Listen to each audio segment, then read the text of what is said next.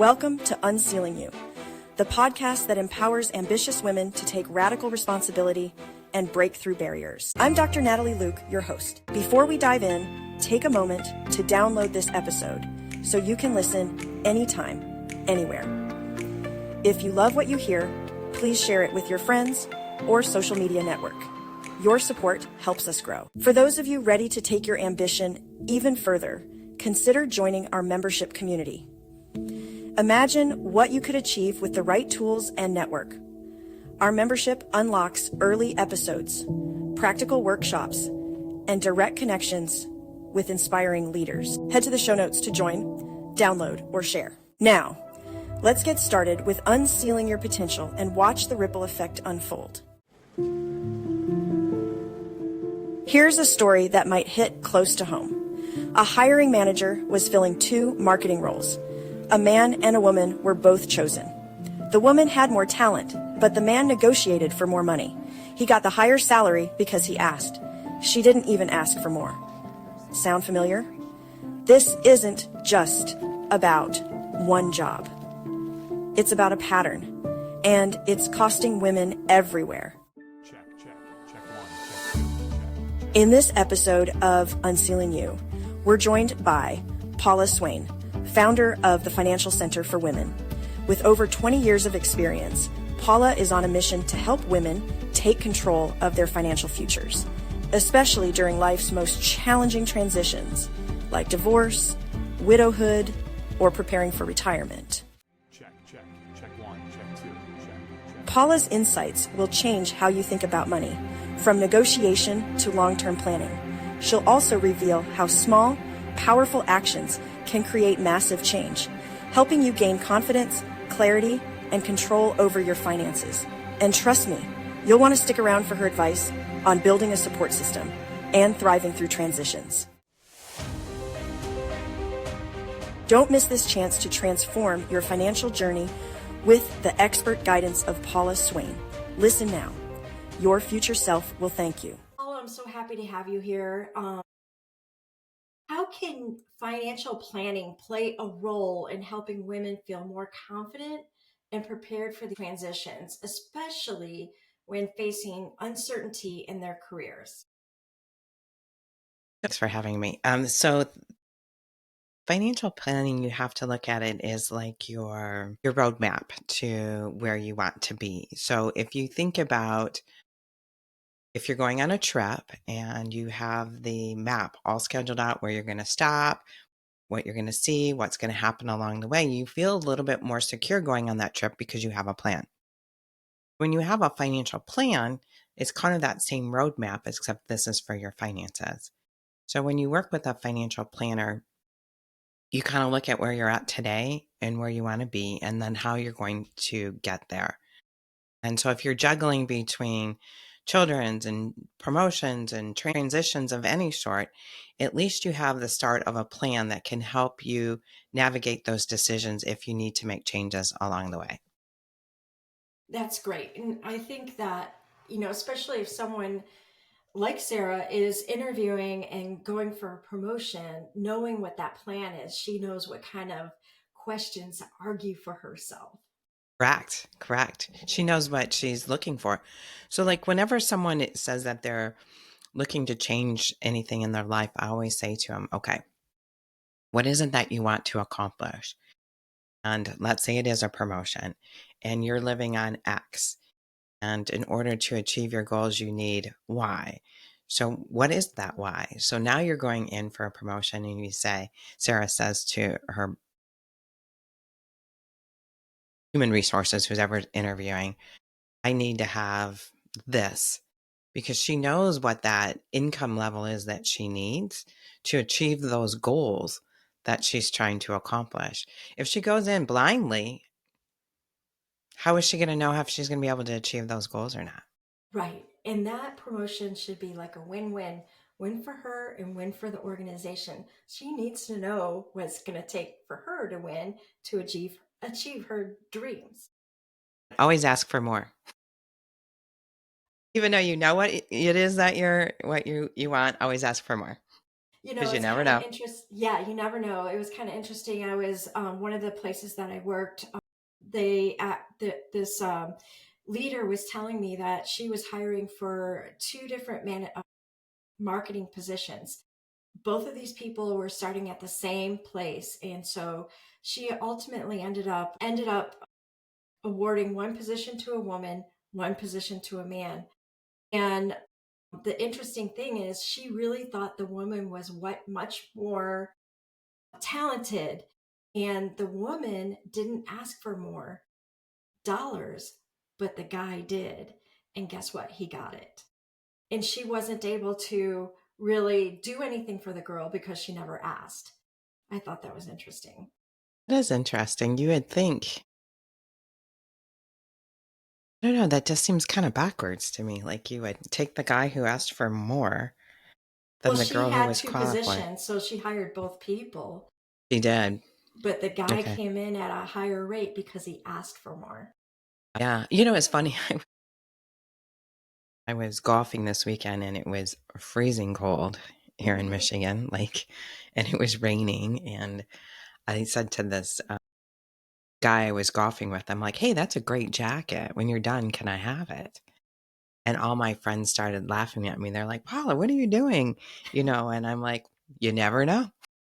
I said, you always have to ask because you never know what you're going to get. I said, who knows? He might not really like the jacket and decide to give it to me. Yeah, there you go. Did he give you the jacket? Yeah. I never asked for it again. But who knows? Wouldn't that have been funny if he would have taken it off and said, here you go, Paula, it's all yours. Yeah, that would have been awesome. So, another lady in our audience, Lisa, she's a divorced mid career woman and she's considering a career change, but she's really not sure how to pivot financially. What advice do you have for women like Lisa who are facing significant challenges or may feel financially vulnerable? So for Lisa, I would say first step number one is to work on your budget. So you know what's coming in, what's going out, so that you know when you make that transition. Again, same thing goes back to Sarah. You've got to know what you're asking for. You got to know what you're looking for because we don't want to take something less than what we need. It wouldn't make any sense to make that transition. I mean, it Right. might make sense in the early stage if you know that there's chance down the road that you might be able to get a promotion or something that's going to increase your income. But we all have to make sure that we have enough coming in to cover our expenses as we're going through a period of transition.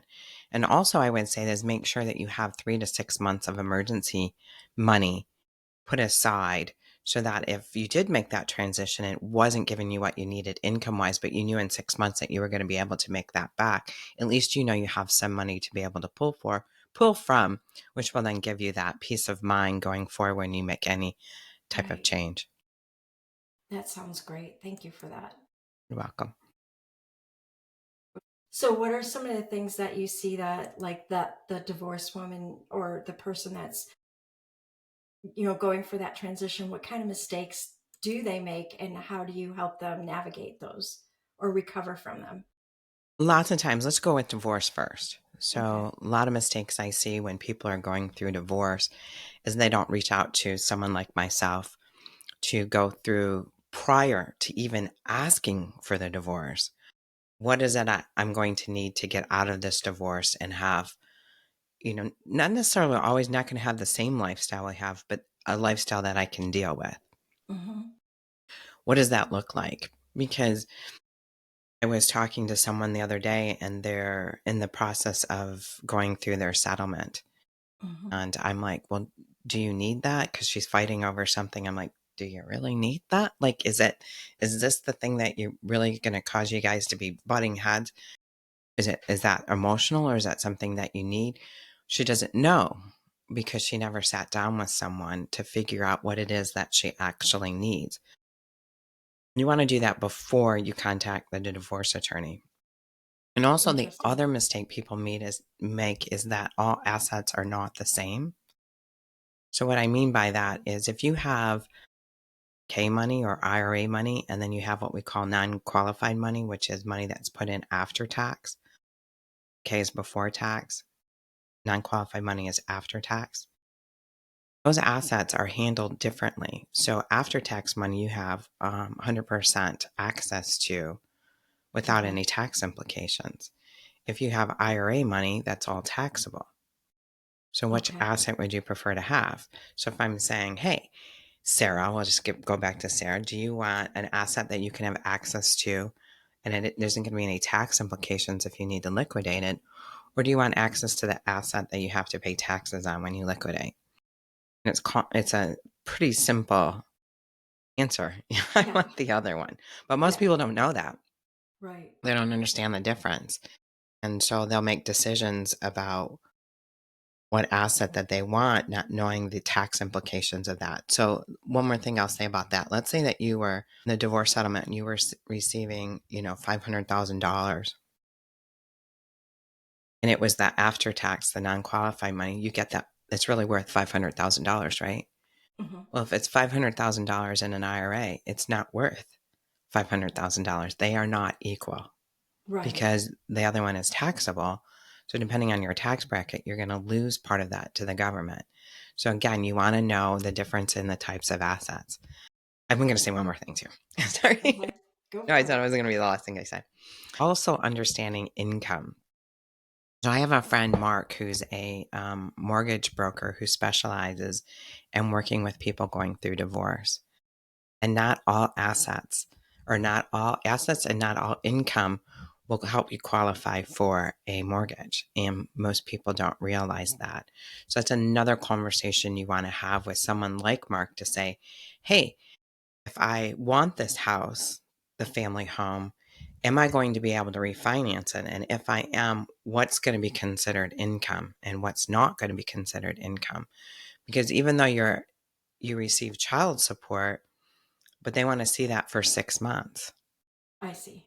Well, if you haven't received that child support for 6 months, you know what I mean? It's not Yeah. going to be considered income. So you want to know all of those things. It's not just so simple saying, hey, I want this asset, I want this income, this income. You really want to know all the implications of what you're taking and why you're taking it and is it going to work for you and your benefit in the long run? Right. So with some of the folks that we're going to have, some of the experts that we have on the show, we talk about the sense of importance of having a vision and knowing what that vision is, knowing what it is that you really want, the kind of life that you want, the things that you want around you. And I could see where, in order to really exact that vision, making sure that they talk with someone like you, Paula, is really important. Yeah, I think if you're going to have like it was funny, just before we stepped onto this podcast, I was doing a 20-minute meditation on my vision. That's cool. So, kind of fitting to have that question because you have to visualize what you want in order to receive it. I Right. mean, that's what I believe in the whole mindset and abundance is that you have to visualize it to believe it. And Right. then, even if you're visualizing it, you got to have some idea how you're going to get there. Just to say one day that I'm going to be a millionaire, you just keep putting out there in the universe and you write the check to yourself. It doesn't make you become a millionaire. You know what I mean? You have Yeah, yeah, to yeah. have the vision of it, of course, but then you also have to know like when to realize when those opportunities are coming and to know what steps are going to take to get you to those goals. And working with, I believe, not mindset coaches, but that's also a good one, but life coaches and financial advisors and making sure you have, a good CPA, a good attorney around you helps you realize those visions faster, I believe, because you have a plan and you have ways of how you're going to get there. Exactly. Just taking your steps, and then it becomes clearer in the inevitable. So another thing that we've talked about is Girl Talk in your Girl Talks initiative. So you mentioned the importance of financial literacy, which is what you're talking about right now. And so someone like Emily, who is an inspiring entrepreneur, may feel uncertain about leaving her stable job. How would she use financial planning to reduce her fear and confidently take a step into entrepreneurship? Quick break, everyone. If you're enjoying this episode, remember to download it for offline listening and share it with your friends or network. Sharing helps us reach more ambitious listeners like you. Want to take your growth to the next level? Join our membership program for just a few dollars a month and gain exclusive benefits designed to support you. Early access to episodes, bonus content, and even a say in future topics. Don't just listen, be part of the journey. What's holding women back from leadership? The answer might be in the broken rung. For every 100 men promoted to manager, only 72 women are promoted. The broken rung, an invisible barrier keeping talented women from advancing to that first managerial role, widening the gender gap at the top. It's a harsh reality, driven by bias in promotion processes. But there's a way forward. Introducing UnCeiling Your Career, a powerful new book that's a blueprint for breaking through. This isn't just another career guide. It shows you how to leverage your strengths, choose strategic projects, and build the skills you need to reach new heights. In UnCeiling Your Career, you'll discover practical tools to conquer self-doubt, design a clear path forward, and network with people who uplift you. Ready to reach your unique destiny and redefine success? UnCeiling Your Career. Available now wherever you like to purchase books. Don't wait for permission to rise. Grab your copy today and start breaking through. I was Emily when I first decided to get in this career 25 years ago. I was really nervous about leaving, a six-figure income to earn actually nothing, as you get started in business. And I think if you're going to start to be an entrepreneur and start your own business, you really need to have plans put in place, not only your personal financial plans, but also your business plan. And it needs to be solid. Yeah. Not something you just decided to write down on a piece of paper and you've done none of the fact checking to make sure that it's going to happen. It needs to be a solid plan. And I know that there's classes like through Oakland County. They have classes for small business owners, people who are starting to think that they want to get into business through the SBA. So there's all kinds of different programs out there for people who want to get in your business. So I was talking with a friend the other day, and he was explaining that this was years ago, was trying to find out what he wanted to do in his life, and he was going to he decided he was going to open a pizzeria. He owned that pizzeria for 15 months, and he filed bankruptcy and lost $80,000. Wow. I'm like, well, what would you say today to somebody who is deciding that they wanted to open a business? And that's exactly what he said is have a solid business plan. Even though you think it's solid, make sure somebody else thinks it's solid too. Yeah. So work with someone who can look at your business plan. And his next advice was to make sure you had enough cash so that even if you had to go through your business and weren't able to pay yourself, you had enough cash personally to cover your expenses. And he recommended at least for 1 year so that you give yourself a chance to get that business up and going and still have your expenses paid and not have to file bankruptcy. Yeah, I think that's fantastic advice. I went into business for myself before I came out of the corporate environment, went into business for myself, and then went back into the corporate environment. It was such a learning experience, but that advice about making sure your business plan is solid is so crucial. I did learn a lot. And when I went back into the corporate environment, I went in with so much more gung ho, like feeling what it like to be in your own business causes you to have so much more, I think, accountability. So like, like if you're really delivering, and in that sense, it was a good experience. It was painful. And he said, he's like, nope. I'm like, were you going to do it again? He's like, nope, nope, nope. I'm okay with not running my own business. You really have to have the right type of drive and ambition and wherewithal to know that you're going to at some point fall on your face, but you got to have that courage to get back up and keep going because it's not smooth. Yeah. It's not smooth, especially within the first, couple of years. I think what do most businesses fail within the first 3 to 5 years? Right. So you have to get through that period of time. Yeah. So having the great financial planning ahead of time helps that time period. So now another person, Rebecca, who's an aspiring academic leader, she often feels very much overwhelmed by balancing her professional ambitions with her personal financial goals. How can women in academics or similar fields use a financial planning to navigate these transitions and reach leadership roles with a sense of financial security?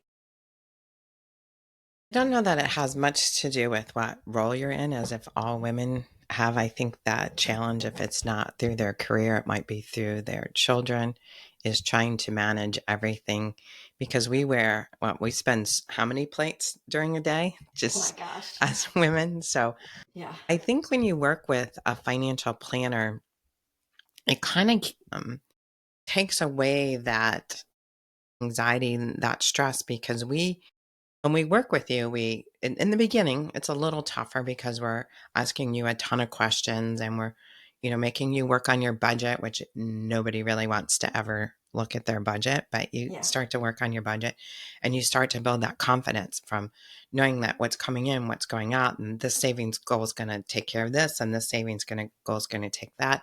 And if I have any questions, I can always pick up the phone and go, Paula, what were we doing with this? Why? You've Mhm. got this quarterback, I guess. I don't know. I'm not really good with sports, but you're a quarterback. You're a corner. Um, there to help you make decisions, help you keep you on track, help with those emotional things that go up and down when the market's going up and down and Mhm. stop you from jumping off the cliff when you don't need to. And I think if I have to go and make decisions in my life and I know I've got that person and that strong team behind me that says, it's okay, you're going to be fine. Go do what you need to do in your career. And by the way, if you get a little bit that you feel like you need to call me and I'm there to answer any questions because, we do know our clients intimately. We know what's going on in their personal life and their financial life, and we can help answer those questions that keep you up at night. Right. I don't think it has anything to do with any career. I think it could just be a stay-at-home mom who wants to know and understand her finances and have that peace of mind that she's got some money that she can talk to. Right. That's fantastic. And so this is for our listeners that may be hesitant to start their financial journey. Maybe they're afraid to take a look at what's going in and what's going out and make a few good choices. Can you share one powerful success story from your girls' talk that illustrates how financial planning can transform a woman's life during a major transition, be it divorce, widowhood, retirement, anything like that? Most people are hesitant to talk to a financial professional because there's a lot of guilt and shame that go behind making that decision. Because not making that decision, how do I want to phrase this? Um, for not making that decision maybe sooner. I was talking with a woman the other day at a girl talk, and her question was, I didn't do all the things I was supposed to do. And she goes, I'm really behind the eight ball. And she goes, is that it? Can you help me? And my answer was yes, for sure we can help you because we can take a look at where you're at today and decide, what your future looks like. And the circumstance, she was in her late 50s. She hadn't saved a lot of money. And what we did is we sat down, worked with her on a budget to see what she could save going forward, Mm-hmm. got her contributing more to her retirement plans, Mm-hmm. and had that tough conversation with her that it's okay that you didn't do all the things in the beginning. For whatever reason, it's okay. That's the past. The past does not matter, Mm-hmm. but the future does. And we want to make sure that we get you on track. Now, granted, she's going to have to work for a lot longer than she hoped to, Mm-hmm. but that's okay. At least she knows that today. Yeah. And so she's not wondering It's what, not a mystery. yes, it is a mystery. If you don't know the answers, it's a Yeah, mystery. exactly.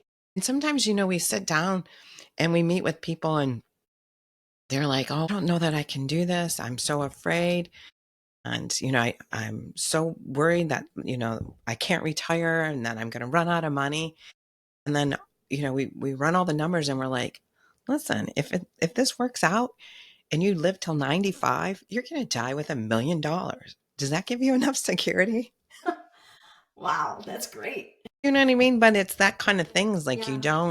you don't know, so you might as well go and find out.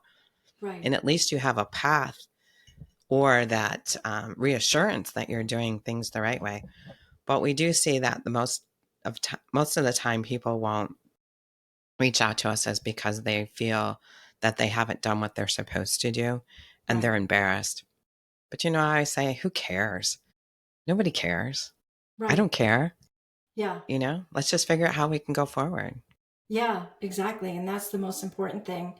Starting with that vision, having that vision, and talking to people like you so that you have that sense of security, a path forward. Well, I really appreciate this. And You know what? There's one thing that has to be said. okay. Securities and investment advisory services offered through Osaic FA Inc., member FINRA SIPC. Osaic FA is separately owned, and other entities and or marketing names, products, and services referenced here are independent of Osaic FA. Okay, excellent. If you're a woman aiming for management, but stuck in the experience trap, listen up. You're talented, ambitious, but hitting a wall. You need experience to get a management role. But how do you get that experience? Introducing UnCeiling Your Career, the book that's breaking the experience trap. Discover how to showcase your leadership potential, even without prior management experience. Transform your project skills into leadership assets and build a strategic career path. Ready to climb the ladder? Grab the book, UnCeiling Your Career, today, at any place you prefer to purchase books, and start your journey to the top. Thank you for joining me on this episode of UnCeiling You. If today's conversation inspired you, make sure to download this episode so you can revisit it anytime and subscribe to the show so you never miss a new episode. For those of you ready to take your ambition to the next level, I invite you to consider joining our membership community, where you'll get exclusive bonus content, early access to episodes, and much more. Until next time, remember, it's time to take radical responsibility for your life and unseal your potential to watch the positive ripple effect unfold.